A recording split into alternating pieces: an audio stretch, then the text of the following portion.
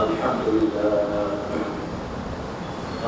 لله نحمده ونستعينه ونستغفره ونؤمن به ونتوكل عليه ونعوذ بالله من شرور أنفسنا ومن سيئات أعمالنا من يهده الله فلا مضل له ومن يضلل فلا هادي له واشهد ان لا اله الا الله وحده لا شريك له واشهد ان سيدنا وسندنا ومولانا محمدا عبده صلى الله تعالى عليه وعلى آله وأصحابه وبارك وسلم تسليما كثيرا أما بعد فأعوذ بالله من الشيطان الرجيم بسم الله الرحمن الرحيم ولقد أرسلنا نوحا إلى قومه فلبث فيهم 1000 سنة إلا 50 عاما فأخذهم الطوفان وهم ظالمون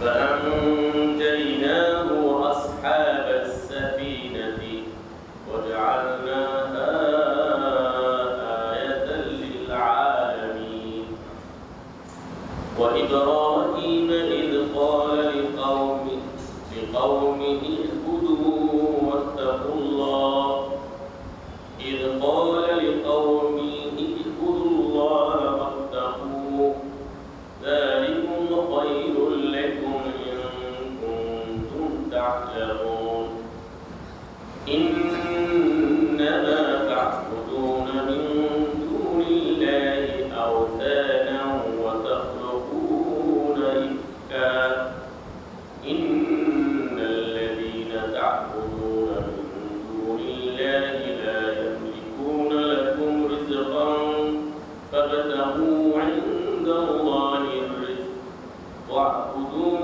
واشكروا له إليه ترجعون وإن تكذبوا فقد كذب من قبلكم وما على الرسول إلا البلاغ المبين أولم يروا كيف يبدئ الله الخلق ثم يعيده إن ذلك على الله يسير قل سيروا في الأرض فانظروا كيف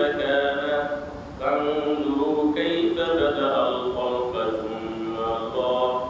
ثم الله ينشئ النشأة الآخرة إن الله على كل شيء قدير يعذب من يشاء ويرحم من يشاء وإليه تقلبون وما أنتم بمعجزين في الأرض ولا في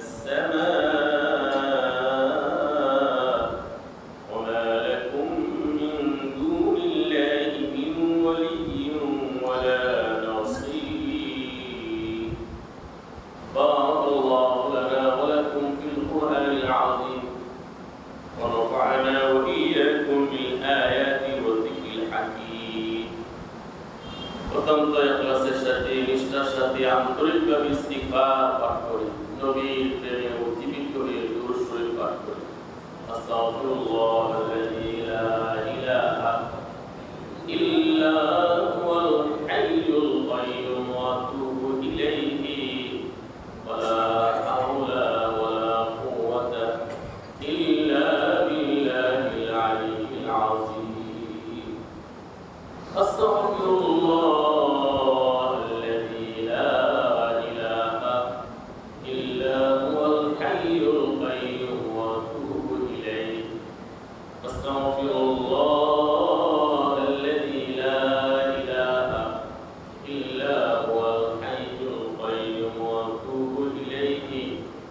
ولا حول ولا قوة إلا بالله العلي العظيم اللهم صل على محمد وعلى آل محمد كما صليت على إبراهيم وعلى آل إبراهيم إنك حميد مجيد اللهم بارك على محمد وعلى آل محمد كما باركت على إبراهيم وعلى آل إبراهيم إنك حميد مجيد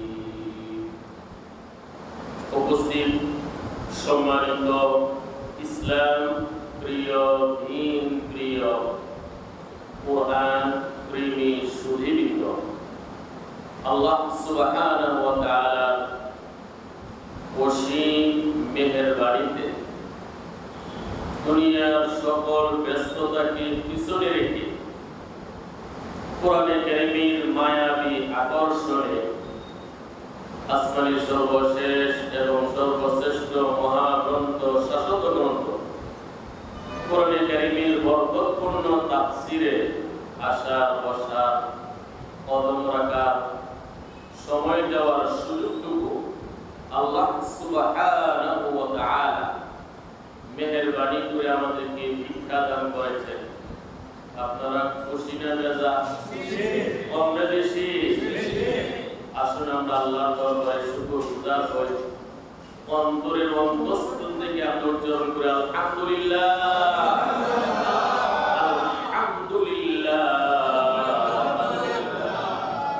সম্মানিত সুধী, বিশুদ্ধ হাদিস শরীফে এসেছে, মুসলিম শরীফের হাদিস, বান্দা যখন আল্লাহর নিয়ামতের শুকরিয়া আদায়ের লক্ষ্যে তার এই রসনা এই চিত্তে উচ্চারণ করে আলহামদুলিল্লাহ তামলাউল মিজান, মিজান নামক যন্ত্র সব নেক প্রতিদানে পরিপূর্ণ হয়ে যায়। হাসরের কঠিন ময়দানে মিজান মানুষের আমলনামা ওজন করার জন্য, পরিমাপ করার জন্য আল্লাহ তাআলা স্থাপন করেন। এত বিশাল বড় মিজান হবে, 7 মহাকাশ 7 জমিন কে যদি ওই যন্ত্রের মধ্যে রেখে ওজন করার প্রয়োজন পড়ে, ভিতরে সংগুলান হয়ে যাবে। আল্লাহ, তাহলে কত বিরাট, কত বিশাল বড় মিজান। আল্লাহ নবী বলেন, কোন বান্দা যখন আলহামদুলিল্লাহ মুক্তি উচ্চারণ করে আল্লাহ তাআলা এত বিশাল বড় সওয়াব দিবেন, প্রতিদান দিবেন, পুরস্কার দিবেন। যদি মিজান দিয়ে মাপা হয়, মিজান পড়ে যাবে। আল্লাহ,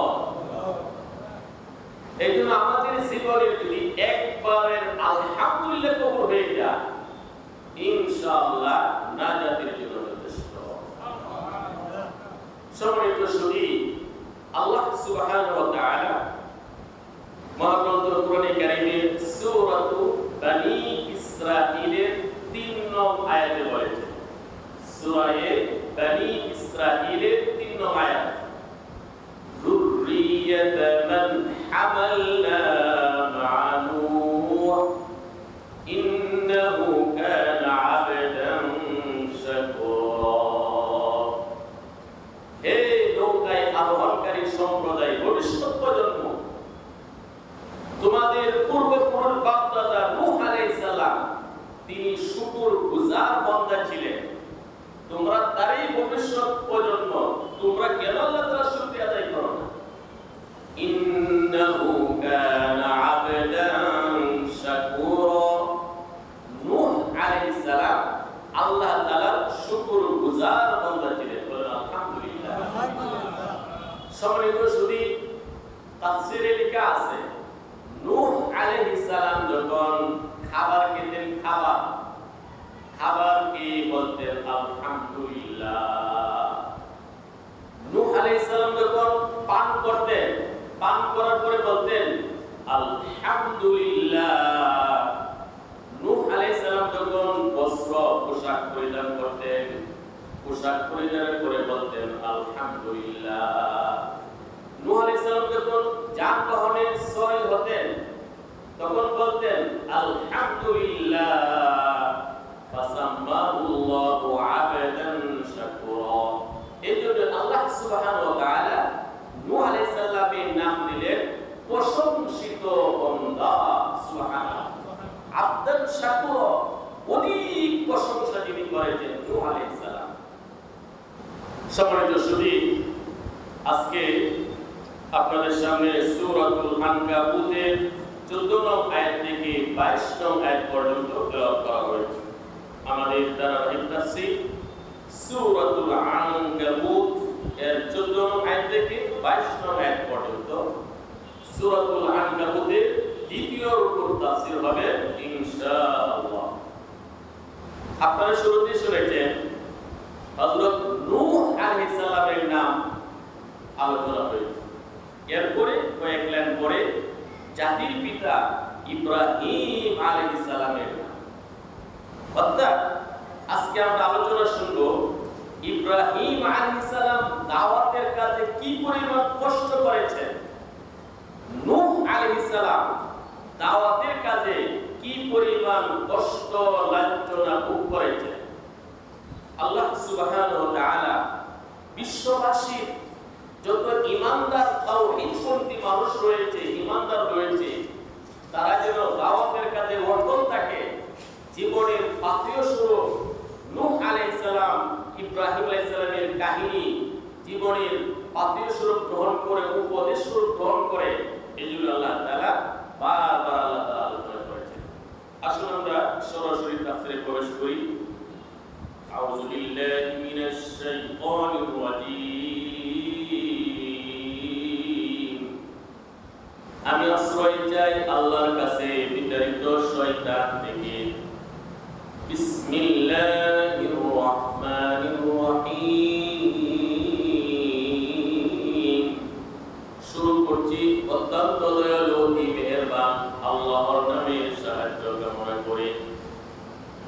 ওয়ালাকাদ আরসালনা নূহান ইলা কওমিহি ফালাবিথা ফীহিম আলফ সানাতিন ইল্লা 50 আমা ফাআখাযাহুমুত তুফান ওয়া হুম যালিমুন। ইরশাদ হচ্ছে, আল্লাহ বলেন, অবশ্যই আমি আল্লাহ নূহ আলাইহিস সালামকে রাসূল হিসেবে তার সম্প্রদায়ের কাছে প্রেরণ করেছিলাম। তিনি নূহ আলাইহিস সালাম তাদের কাছে 1000 বছর অবস্থান করেছিলেন। 50 বছর ব্যতীত 50 বছর পর 1000 বছর অবস্থান করেছিলেন, অর্থাৎ 950 বছর। ফাআখাযাহুমুত তুফান, তার জাতি তার সাথে বিরুদ্ধাচরণ করার কারণে তাদেরকে মহাপ্লাবন পেয়ে গেল, গ্রাস করলো। ওয়া হুম যালিমুন, নূহ আলাইহিস সালামের জাতি ছিল জালেম, পাপিষ্ঠ, পাপাত্মা।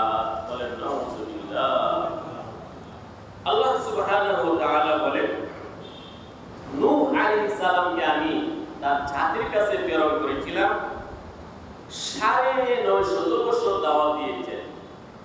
1000 বছর, 50 বছর কম, 950 বছর।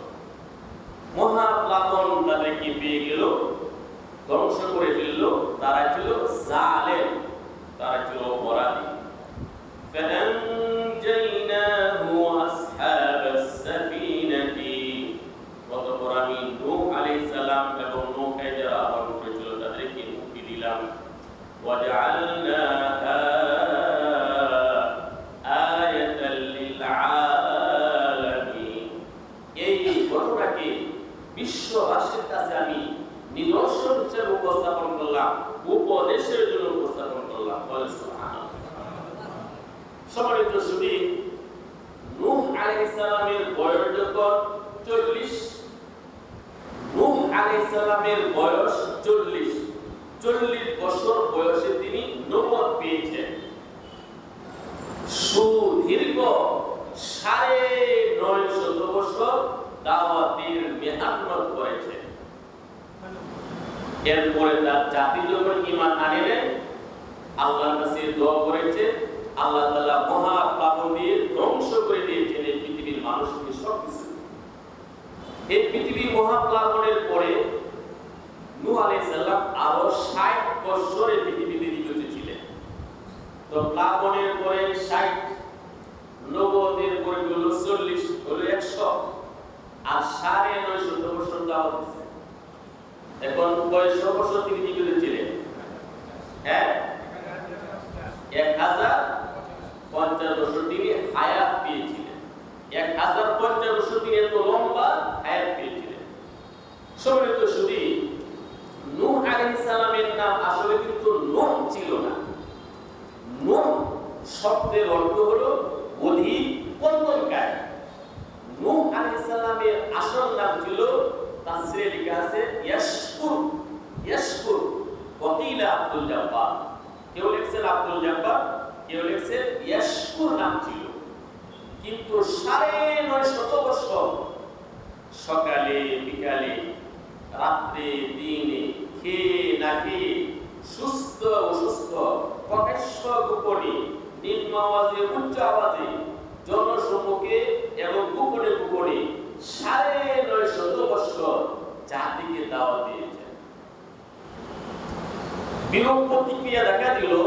নূহ আলাইহিস সালামের জাতি উল্টো নূহ আলাইহিস সালামের প্রতি ক্ষিপ্ত হয়ে শারীরিক আঘাত করতে শুরু করলো, মানসিক আঘাত করতে শুরু করলো, সামাজিকভাবে বয়কট করলো। একটু নূহ আলাইহিস সালাম তাদের হেদায়েতের জন্য আল্লাহর কাছে দোয়া করেছেন, প্রচুর পরিমাণে কান্নাকাটি করেছেন। আর একটু হলো তাদের পক্ষ থেকে বিভিন্ন আঘাতের কারণে নূহ আলাইহিস সালাম কান্নাকাটি করেছেন, প্রচুর পরিমাণে খন্দন করেছেন। এজন্যই তার নাম সমাজে হয়ে গেল কান্নাওয়ালা, বেশি খন্দনকারী ব্যক্তি। বলে সুবহানাল্লাহ। যে ব্যক্তি 950 বছর পর্যন্ত দাওয়াতের মেহনতের কাজে কান্নাকাটি করেছেন, উম্মতকে, পথগুলা মানুষকে আল্লাহর দিকে, তাওহীদের দিকে আনার জন্য এত বেশি কান্নাকাটি করেছেন, মানুষ তার নাম ভুলে গিয়া নাম দিয়েছে নূহ, কন্দনকারী, কন্দনকারী। আসলে তার নাম নূহ ছিল না, ইয়াশকুর ছিল, ইয়াশকুর ছিল। প্রচুর পরিমাণে কান্নাকাটি করার কারণে তার নাম হয়ে গেছে নূহ। আল্লাহ সুবহানাহু ওয়া তাআলা নূহ আলাইহিস সালামকে যখন প্রেরণ করলেন, তার জাতি ছিল অত্যন্ত জালেম, মূর্তি পূজায় তারা ছিল লিপ্ত, মূর্তি পূজা করত। আল্লাহ রাব্বুল আলামিন নূহ আলাইহিস সালামকে দাওয়াতের দায়িত্ব দিলেন। আল্লাহ তাআলা সূরা নূহ বলেছেন, ক্বালা রাব্বি ইন্নী দাউতু কওমি লাইলান ওয়া নাহারা ফালাম ইয়াজিদ দুআই ইল্লা ফিরারা ওয়া ইন্নী কুল্লামা দাউতুহুম লিতাগফিরা লাহুম জা'আলু আসাবিয়াহুম ফি আযানিহিম ওয়াস্তাগশাw থিয়াবাহুম ওয়া আসররু ওয়াস্তাকবারু ইস্তিকবারা। আল্লাহ তাআলা বলেন নূহ আলাইহিস সালামের দাওয়াতের পদ্ধতি। নূহ আলাইহিস সালাম রাত্র দিন 24 ঘন্টা জাতিকে দাওয়াত দিয়েছেন। নূহ আলাইহিস সালাম যখন দাওয়াত দিতেন, তার জাতি কানের মধ্যে আঙ্গুল ঢুকিয়ে রাখত।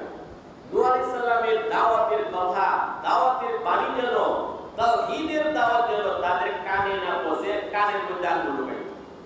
নূহ আলাইহিস সালামের জাতি এত খারাপ ছিল, মাথা ঢেকে ফেলত যেন আওয়াজ না শুনে নূহ আলাইহিস সালাম কষ্ট পান। নূহ আলাইহিস সালাম বলেন, সুম্মা ইন্নী আ'লানতু লাহুম ওয়া আসরারতু লাহুম ইসরারা। সকাল বিকাল প্রকাশ্যে গোপনে আমি এদেরকে দাওয়াত দিয়েছি। 950 বছর নূহ আলাইহিস সালাম দাওয়াত দিলেন। 950 বছর দাওয়াত দেওয়ার পর ফলাফল হলো মাত্র 40 জন পুরুষ, 40 জন মহিলা ঈমান আনলো। সুবহানাল্লাহ। 950 বছরে কয়জন পুরুষ মহিলা ঈমান আনলো? মাত্র 80 জন নারী পুরুষ। আল্লাহ সুবহানাহু ওয়া তাআলা নূহ আলাইহিস সালামকে মেসেজ দিলেন, হে নূহ, আর একজন মানুষও ঈমান আনবে না, আর একজন কাফির ঈমান আনবে না। তখন নূহ আলাইহিস সালাম সাথে সাথে আল্লাহ তাআলার কাছে এক দোয়া করে ফেললেন, আয় আল্লাহ, তারা যেহেতু ঈমান আনবে না, তাহলে এদেরকে সমূলে আপনি ধ্বংস করে দেন। সুবহানাল্লাহ। ৯৫০ বছর দাওয়াত দিয়েছেন, খেয়ে নাকে সকালে বিকালে প্রকাশ্যে গোপনে তাদের পক্ষ থেকে জুলুম নির্যাতন সহ্য করেছেন। ৯৫০ বছর দাওয়াত দেওয়ার পর আল্লাহ জানিয়ে দিলেন আর একজনও ঈমান আনবে না। সাথে সাথে নূহ আলাইহিস সালাম একদম ক্ষিপ্ত হয়ে গেলেন, আল্লাহর কাছে বললেন, وقال نوح رب لا تذر على الأرض من الكافرين ديارا إنك إن تذرهم يضلوا عبادك ولا يلدوا إلا فاجرا كفارا। নূহ আলাইহিস সালামকে বললেন, আয় আল্লাহ, তাহলে পৃথিবীতে কাফেরের একটা বাচ্চাও যেন জীবিত না থাকে। আল্লাহু আকবার। যেহেতু তারা ঈমান আনবে না, আরো দিন যাবে, আরো কুফরি করবে, গুনাহ করবে, প্রত্যেকটা কাফেরকে তুমি সমূলে ধ্বংস করে দাও। সাথে সাথে আল্লাহ তাআলা দোয়া কবুল করলেন। সাথে আল্লাহ কি করলেন? আল্লাহ সুবহানাহু ওয়া তাআলা দোয়া কবুল করলেন। আল্লাহ তাআলা যখন দোয়া কবুল করলেন, নূহ আলাইহিস সালামকে বলেন, হে নূহ, তুমি নৌকা প্রস্তুত করো। নূহ আলাইহিস সালাম যখন নৌকা প্রস্তুত করে, সমাজের মানুষ টিটকারি মারে, মস্কারি করে, হুজুর মরুভূমিতে নৌকা চালাবেন নাকি?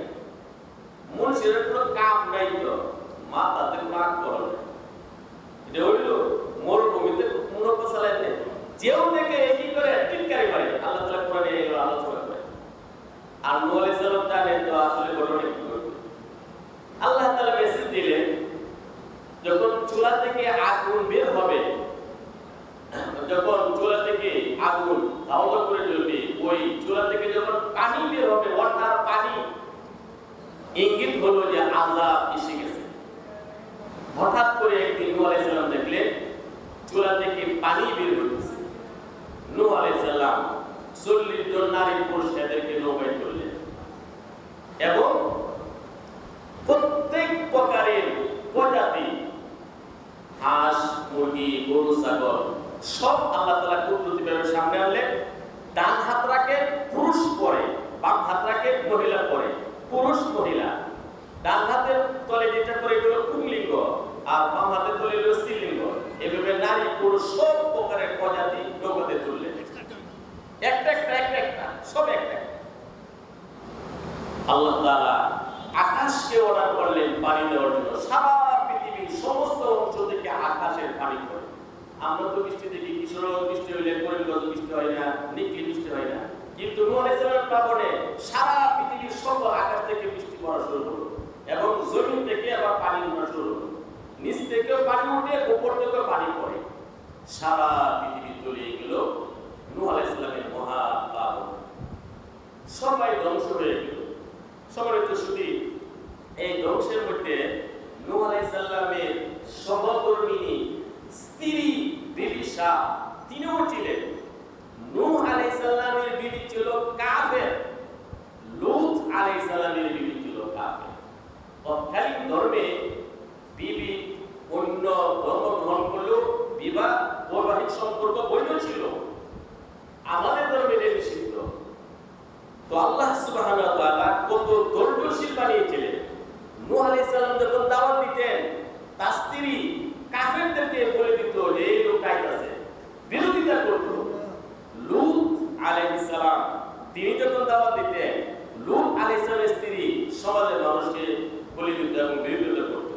সূরা তাহরিমের শেষের দিকে আল্লাহ তাআলা এই কথা বলেছেন, দরাবাল্লাহু মাসালান লিল্লাযীনা কাফারু ইমরাআতা নূহ ওয়া ইমরাআতা লূত কানাতা তাহতা আবদাইনি মিন ইবাদিনা সালিহাইনি ফাখানাতাহুমা ফালাম ইউগনিয়া আনহুমা মিনাল্লাহি শাইআ ওয়া কিলা দুখুলান নার মা'আদ দাখিলিন। আল্লাহ বলেন, দুইজন নেক বান্দা নূহ আলাইহিস সালাম, লূত আলাইহিস সালাম, তাদের স্ত্রী ছিল কাফেরা, কাফের ছিল, মুশরিক ছিল, কিন্তু তারা দুজন ছিলেন নেককার। নূহ আলাইহিস সালাম, লূত আলাইহিস সালাম কোনদিন স্ত্রীদের সাথে দুর্ব্যবহার ব্যবহার করছেন না। আল্লাহ বললেন, হে নূহের স্ত্রী, হে লূতের স্ত্রী, তোমরা লাঞ্ছিত হয়ে জাহান্নামে প্রবেশ করো। নাউযুবিল্লাহ। পক্ষান্তরে وضرب الله مثلا للذين آمنوا امرأة فرعون إذ قالت رب ابن لي عندك بيتا في الجنة ونجني من فرعون وعمله ونجني من القوم الظالمين। পক্ষান্তরে ফেরাউন ছিল কাফের, কাফের স্ত্রী ছিল আসিয়া, তিনি ছিলেন ঈমানদার। তিনি কি ছিলেন? স্বামী ছিল কাফের, স্ত্রী ছিল ঈমানদার। এজন্যই আল্লাহ সুবহানাহু ওয়া তাআলা বিবি আসিয়ার জন্য জান্নাতে ঘর নির্মাণ করেছেন। আসিয়া এত কষ্ট করেছেন, তাফসীরে লেখা আছে তাকে নির্মম শাস্তি দেওয়া হয়েছে। এত কষ্ট ইতিহাস এর চেয়ে বিশাল কষ্ট পৃথিবীতে দেয়নি। যার হাত চতুর্দিকে রেখে হাতের মধ্যে ফেরা ঢোকানো হয়েছে, এরপরে তিনি ঈমান ত্যাগ করেন নাই। এরপর একজন মহিলা মারিয়াম আলাইহিস সালাম, তার জন্য আল্লাহ তাআলা অনেক প্রশংসা করেছেন। তো লূত আলাইহিস সালাম, নূহ আলাইহিস সালাম, তারা ছিলেন নবী, তাদের স্ত্রীরা ছিল কি? কাফের। একটু লক্ষ্য করুন, স্বামী নবী পয়গম্বর, স্ত্রী কাফের। আল্লাহ ঘোষণা করেছেন স্বামী নবী হতে পারে, পয়গম্বর হতে পারে, স্ত্রীর ঈমান না থাকার কারণে, নেক আমল না থাকার কারণে চিরস্থায়ী জাহান্নামী। সুবহানাল্লাহ। এটা নাম ইসলাম। স্বামী নবী থেকে স্ত্রী পার পেয়ে যাবে সন্তানের জন্য আল্লাহ তাআলা কোরআনে পরিষ্কার ঘোষণা করেছেন। যে সমস্ত স্বামীদের সহধর্মিণী বিবি শাপন পত্নীগণ মনে করে যে আমার স্বামী তো বিশ্বাস, আমার স্বামী মৌলানা, মুফতি, মুহাদ্দিস, আমার স্বামী নামাজি, আমার স্বামী তাবলীগওয়ালা, মহাদুগার মধ্যে আছে। কিসের মধ্যে আছে? নিজের আমলে জান্নাতে যেতে হবে। অপর কোন ব্যক্তি তার আমলের দ্বারা জান্নাতে যাওয়া যাবে না। কি বুঝলেন? নূহ আলাইহিস সালাম নবী, লূত আলাইহিস সালাম নবী, তাদের স্ত্রীরা ছিল বেঈমান কাফের। আল্লাহ ঘোষণা করেছেন চিরস্থায়ী জাহান্নাম। নবীর বিবিরা যদি জাহান্নামী হয়ে যায়, কোন মৌলানা মুফতি বিবিরা জান্নাতে যাবে কত সহজে? আর সাধারণ মানুষ যারা আছে, এজন্য এখন থেকে আমাদের শিক্ষা গ্রহণ করতে হবে। নবী কারীম সাল্লাল্লাহু আলাইহি ওয়াসাল্লাম ফাতেমাকে বলছেন, হে ফাতেমা, তোমার পিতা আমি মুহাম্মদ রাসূলুল্লাহ, আল্লাহর প্রিয়, আল্লাহর নবী পয়গম্বর, আমি তোমাকে জান্নাতে নিয়ে যাব আশা করো না, তুমি তোমার আমলের দ্বারা জাহান্নাম থেকে বাঁচার চেষ্টা করো। এজন্য প্রত্যেকের আমলের দ্বারা জাহান্নাম থেকে বাঁচার চেষ্টা করতে হবে, তখন আল্লাহর পক্ষ থেকে রহমত হবে। আল্লাহ আমাদেরকে বুঝার তৌফিক দান করুন। এরপর আল্লাহ সুবহানাহু ওয়া তাআলা আল্লাহর পয়গম্বর ইব্রাহিম আলাইহিস সালামের কথা বলেছেন। ইব্রাহিম আলাইহিস সালাম তিনি এত সম্মানিত একজন পয়গম্বর ছিলেন, সারা পৃথিবীর সকল ধর্মাবলম্বী সব শ্রেণীর মানুষ ইব্রাহিম আলাইহিস সালামকে মহব্বত করেন, ভালোবাসেন। আল্লাহ তাআলা বলেন, وإبراهيم إذ قال لقومه اعبدوا الله واتقوه ذلكم خير لكم إن كنتم تعلمون। স্মরণ করো ইব্রাহিম আলাইহিস সালামের কথা, যখন তিনি তার সম্প্রদায়কে বললেন, উবুদুল্লাহ ওয়াত্তাকুহ, তোমরা আল্লাহর ইবাদত করো, আল্লাহকে ভয় করো, তোমরা শিরক কুফর বাদ দাও, যালিকুম খায়রুল লাকুম, এটা তোমাদের জন্য অনেক কল্যাণকর, ইন কুনতুম তা'লামুন, যদি তোমরা বিষয়টি বুঝতে পারো। ইন্নামা তা'বুদুনা মিন দুনিল্লাহি আওযানা, তোমরা তো আল্লাহকে ছেড়ে দেব দেবীর পূজা করো, ওয়া তাখলুকুনা ইফকা, মিথ্যা রচনা করো।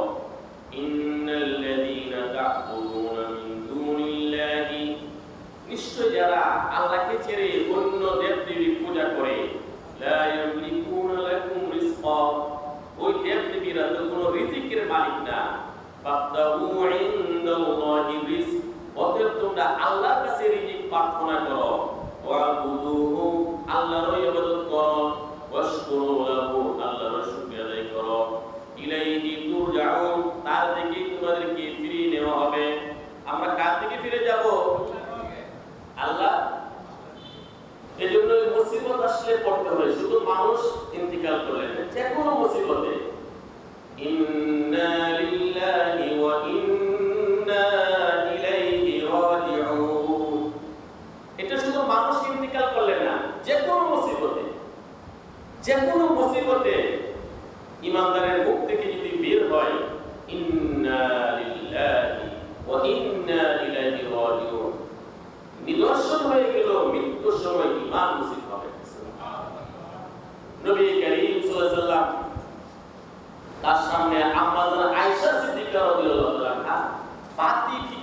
বাতি প্রদীপ হঠাৎ নিভে গেল বাতি।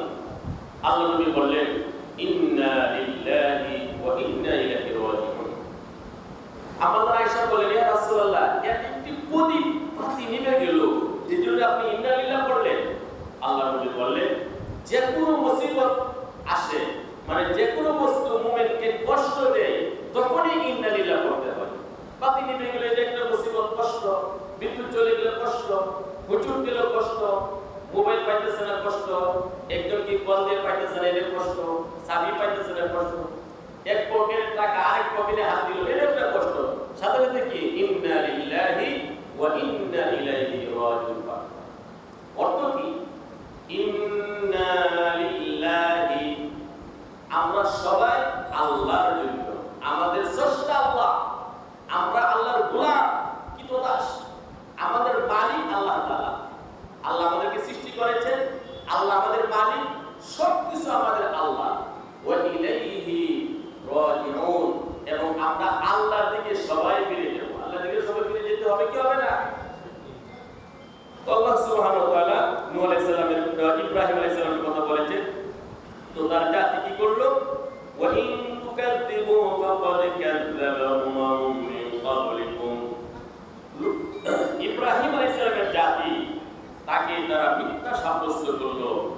আল্লাহ নবী বলেন, আল্লাহ তাআলা বলেন ওয়া ইন তুকাযযিবু, হে ইব্রাহিম আপনি মনঃক্ষুণ্ণ হবেন না।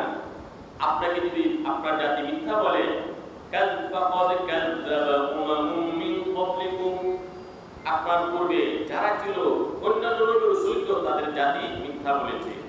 ওয়া মা আলার রাসূলি ইল্লাল বালাগুল মুবিন। নবী রাসূলের দায়িত্ব শুধু পৌঁছে দেওয়া। নবী রাসূলের দায়িত্ব কি? তাওহীদের বাণী, একাত্মবাদের বাণী, আলোর কথা, জ্ঞানের কথা মানুষের কাছে পৌঁছে দেওয়া। আওয়ালাম ইয়ারু কাইফা ইউবদিউল্লাহুল খালকা সুম্মা ইউঈদু ইন্না যালিকা আলাল্লাহি ইয়াসীর। তারা কি লক্ষ্য করে নাই আল্লাহ তাআলা শুধুমাত্র কিভাবে মানুষকে সৃষ্টি করেছেন, এরপর আল্লাহ থেকে ফিরিয়ে নেবেন, এই সব কিছু আল্লাহর জন্য সহজ। কুল সিরু ফিল আরদি ফানজুরু কাইফা বাদাআল্লাহুল খালকা সুম্মা আল্লাহু ইনশিউন নাশআতাল আখিরাহ। আল্লাহ বলেন বলুন তোমরা ভ্রমণ করো পৃথিবীতে, লক্ষ্য করো আল্লাহ তাআলা কিভাবে সৃষ্টিকে সূচনা করেছিলেন, সৃষ্টি করেছেন সূচনাতে, এবং কিভাবে তাদেরকে দ্বিতীয়বার আল্লাহ তাআলা পুনরায় সৃষ্টি করবেন। নিশ্চয় আল্লাহ তাআলা সর্ব বিষয়ে সর্বশক্তিমান। ইন্নাল্লাহা আলা কুল্লি শাইইন কাদির। সর্ব বিষয়ে সর্বশক্তিমান কে? একমাত্র আল্লাহ। সম্মানিত সুধী, ইব্রাহিম আলাইহিস সালাম সম্পর্কে আল্লাহ তাআলা এখানে আলোচনা শুরু করেছেন। আপনারা জানেন ইব্রাহিম আলাইহিস সালামকে আল্লাহ তাআলা আন্তরিক বন্ধু হিসেবে কবুল করেছেন। ওয়াত্তাখাযাল্লাহু ইব্রাহিমা খলিলা। আল্লাহ তাআলা বন্ধু হিসেবে ইব্রাহিম আলাইহিস সালামকে কবুল করেছেন। আল্লাহ তাআলা বন্ধুত্ব করেছেন ইব্রাহিম আলাইহিস সালামের সাথে। আমরা কি বলতে পারবো যে আমার বন্ধু আল্লাহ? আল্লাহ বলতেছেন যে ইব্রাহিমের বন্ধু কে? আল্লাহ। কখন? ইব্রাহিম আলাইহিস সালামকে কঠিন কঠিন পরীক্ষায় আল্লাহ তাআলা উত্তীর্ণ করেছেন। প্রথম পরীক্ষা ইব্রাহিম আলাইহিস সালাম যখন মূর্তির বিরুদ্ধে দাওয়াত দিলেন, এই মূর্তিগুলো তোমরা নিজের হাতে বানাও, নিজের হাতে মূর্তি বানাইয়া মূর্তির কাছে তোমরা যাও। আসলে মূর্তি তো কিছুই পারে না, তারা কথা বলতে পারে না, কথা শুনে না, উপকার করতে পারে না, অপকার করতে পারে না, কিছুই মালিক না, রিজিক করা মালিক না, কেন মূর্তির কাছে তোমরা রিজিক চাও? তারা ক্ষিপ্ত হয়ে গেল। আরে বলে কি? এই মুর্শিদ বলে কি? ইব্রাহিম বলে কি? আমাদের বাপ দাদা 14 গোষ্ঠী যে মূর্তির পূজা করে আসছে, ইবাদত করে আসছে, ইব্রাহিম আলাইহিস সালামের জাতি তার বিরুদ্ধে চলে গেল। বুখারী শরীফের হাদিসে আসছে সাহাবায়ে কেরাম যখন অমুসলিম ছিলেন তারা পাথরের পূজা করতেন। পাথর। এক মুসলিম সাহাবী বলেন, বুখারী শরীফের হাদিস, যে আমরা পাথরের পূজা করতাম, সুন্দর পাথর সংগ্রহ করতাম, করে এই পাথরের পূজা করতাম। যখন তার চেয়ে আরেকটা সুন্দর পাথর পেতাম, এই পাথরটাকে নিক্ষেপ করে ফেলে দিয়া আবার আরেক পাথর সুন্দর পাথরে পূজা করা শুরু করে দিলাম। সাহাবী বলেন যে আমরা কত মূর্খ ছিলাম। বর্ণনায় আসছে এক ব্যক্তি মূর্তি বানাইছে খেজুর দিয়া। কি দিয়ে বানাইছে মূর্তি? খেজুর খেজুর দিয়ে কি বানাইছে? মূর্তি বানাইছে। সফরে বের হয়ে গেল। সফরে বের হওয়ার পরে তার সাথে খাবার যা ছিল শেষ হয়ে গেল, পানি ছিল শেষ হয়ে গেল, খাবার পানি সবকিছু তার সাথে যা ছিল শেষ হয়ে গেল। এখন ওই ব্যক্তি তার কাছে খাবারও নাই, পানিও নাই, খাবার পানি কোনো ব্যবস্থাও নাই। বারবার মূর্তির কাছে বলে, মূর্তি আমার খাবার নাই, পানি দাও, আমাকে খাবার দাও, পানি দাও, খাবার দাও, পানি দাও। মূর্তি তো দেয় না। একদিন গেল, 2 দিন গেল, 3 দিন গেল। এখন ক্ষুধার জ্বালা, পানির পিপাসায় সে এখন খাদ্য প্রায় প্রাণ চলে যাবে। ওই ব্যক্তি কি করলো? মূর্তি যখন খাবার দেয় না, পানি দেয় না, মূর্তির কান কেটে শুরু করলো। কিন্তু খেজুর দিয়ে বানানো। কি দিয়ে বানানো? নাক কেটে শুরু করলো, চোখ কেটে শুরু করলো, হাত কেটে শুরু করলো, পা কেটে শুরু করলো, সব কেটে দিল। আসলে বিষয়টা এরকমই। নিজের হাতে মূর্তি বানিয়ে তারা মূর্তির কাছে সবকিছু চায়। এটা তো ইব্রাহিম আলাইহিস সালামের যুগের মূর্তি পূজার ঘটনা। নবীর যুগের মূর্তি পূজার ঘটনা শুনে মক্কার যারা তৎকালীন যুগে শালীন ভদ্র ছিল, মক্কার মানুষ নবীজির নবুয়ত প্রাপ্তির সময় মক্কার কুরাইশরা 360টি মূর্তি বাইতুল্লাহর ভিতরে, বাইতুল্লাহর চতুর্পাশে তারা স্থাপন করেছিল। কয়টা মূর্তি?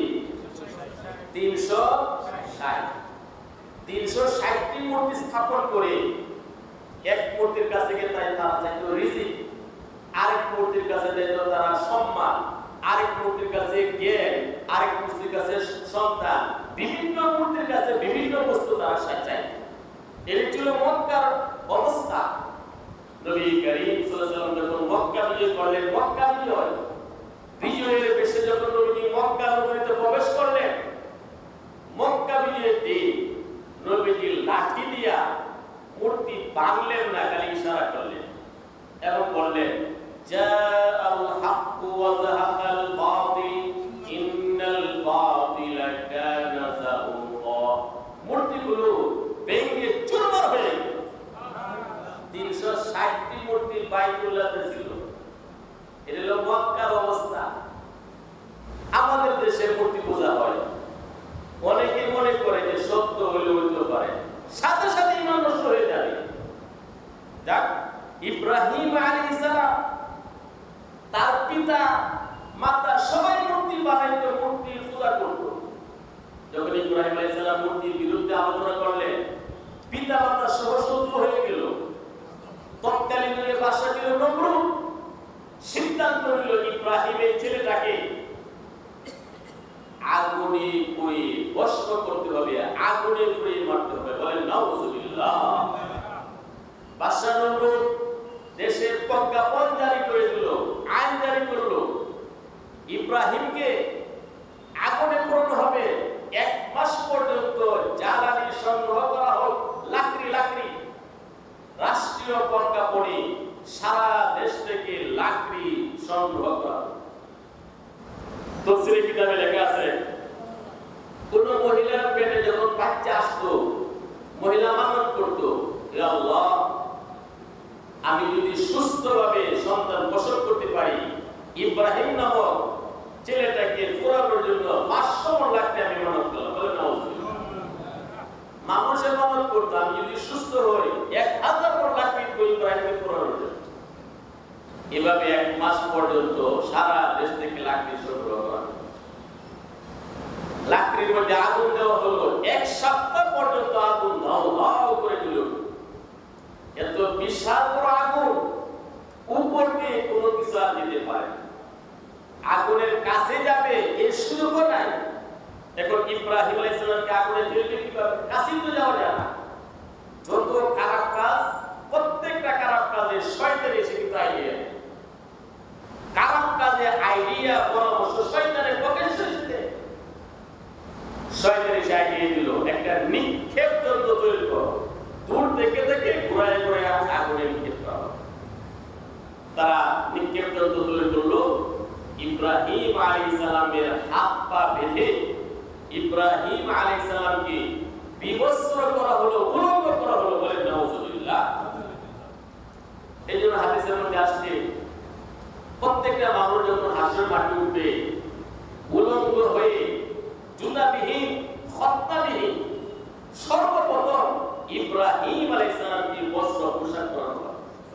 যেহেতু ইসলামের জন্য দাওয়াতের জন্য তাকে বিবস্ত্র করা হয়েছে, তো সবাই আনুষ্ঠানিকভাবে এখন মজা ভোগ করবে। ইব্রাহিম আগুনে জ্বলে পড়বে।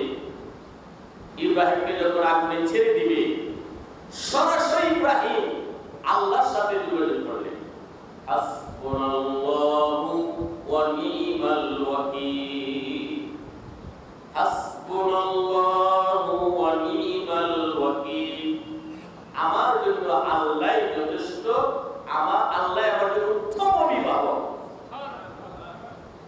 আল্লাহর কাছে যখন সরাসরি সাহায্য চাইলেন, আল্লাহ তাআলা সরাসরি আল্লাহ সাহায্য করলেন।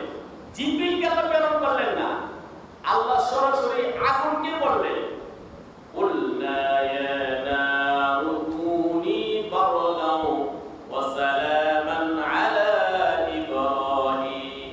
হে আগুন, ইব্রাহিমের জন্য আরামদায়ক এবং ঠান্ডার ব্যবস্থা তৈরি করো। তাফসীরে লেখা আছে সারা পৃথিবীর আগুন তখন ক্রিয়া নষ্ট হয়ে গিয়েছিল।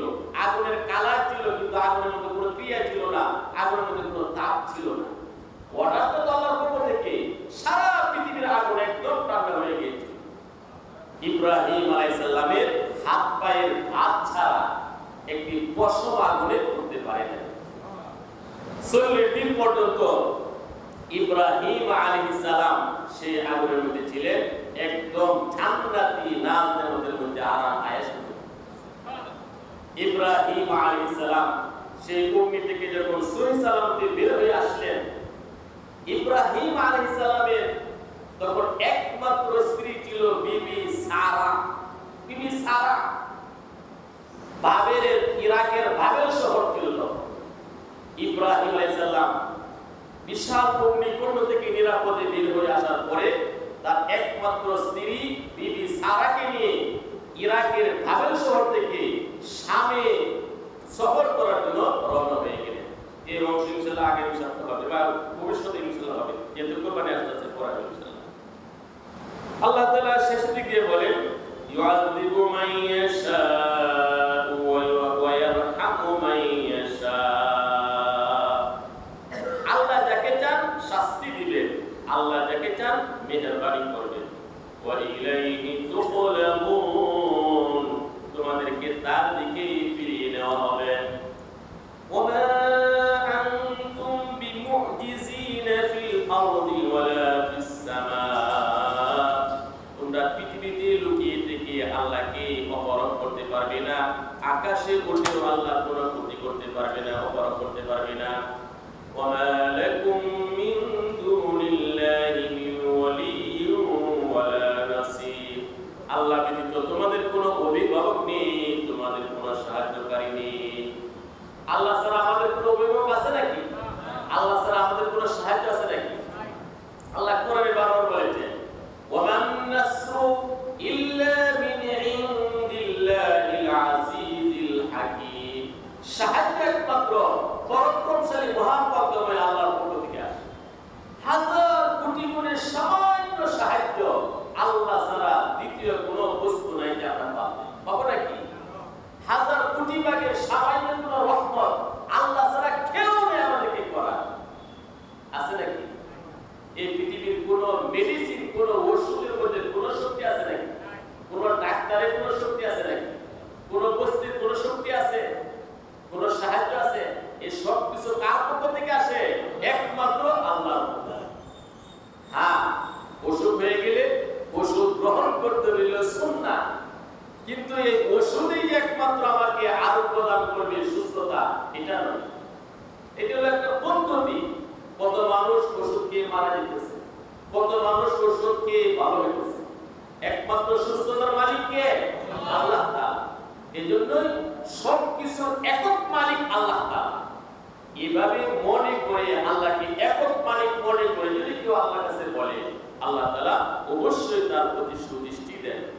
আল্লাহ সুবহানাহু ওয়া তাআলা আমাদের সবাইকে আজকের এই সংক্ষিপ্ত তাফসীরের উপর আমল করার তৌফিক দান করুন। আমিন। ওয়া আখিরু দাওয়ানা আলহামদুলিল্লাহি রাব্বিল আলামিন।